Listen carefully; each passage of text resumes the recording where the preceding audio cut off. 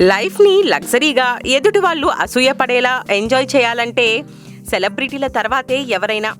మన టాలీవుడ్లోనూ జల్సాగా జాలీ చేసేవాళ్ళున్నారు. కాకపోతే కొందరు బయటపడతారు, మరికొందరు జాగ్రత్త పడతారు.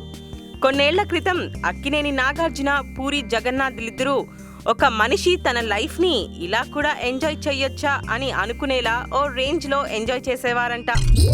నాగ్ తిన్నా, తాగినా, తిరిగినా లిమిట్లో ఉంటే పూరి మాత్రం తన కారులో డైమండ్ రింగ్స్ పెట్టుకొని తిరిగేవాడంట. అది కూడా అర్ధరాత్రి పూట. హైదరాబాద్ రోడ్ల మీద ఏదైనా అమ్మాయి నచ్చితే కార్ ఎక్కించుకొని ఫింగర్కి రింగ్ తొడిగేసేవాడంట. బ్యాంకాక్ వెళ్ళి బాడీ మసాజ్లు, శాండ్విచ్ మసాజ్లు చేయించుకునేవాడంట. ఇక రెగ్యులర్గా తన ప్రతి సినిమా స్క్రిప్ట్ వర్క్ బ్యాంకాక్ బీచ్లోనే చేస్తాడు అనే మాట బుడ్డోడికి కూడా తెలుసు. ఇక జగపతి బాబైతే వీళ్ళకంటే 2 ఆకులు ఎక్కువే తిన్నాడు. గోవాలో కెసినోలు, ఫ్రెండ్స్తో అవుట్డోర్లో పార్టీలు, హీరోయిన్స్తో ఎఫైర్స్, అబ్బో ఇలా చాలా చేశాడంట.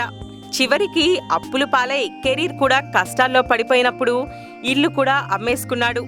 జాగ్రత్త లేకుండా జల్సా చేస్తే జగపతిలా అవుతారు అని అందరికీ ఓ బ్యాడ్ ఎగ్జాంపుల్గా నిలిచాడు. కానీ పడ్డవాడెప్పుడు చెడ్డవాడు కాడు కదా. కింద పడ్డ జగ్గుభాయ్ పైకి లేచాడు. స్టైలిష్ విలన్గా బిజీ అయిపోయాడు.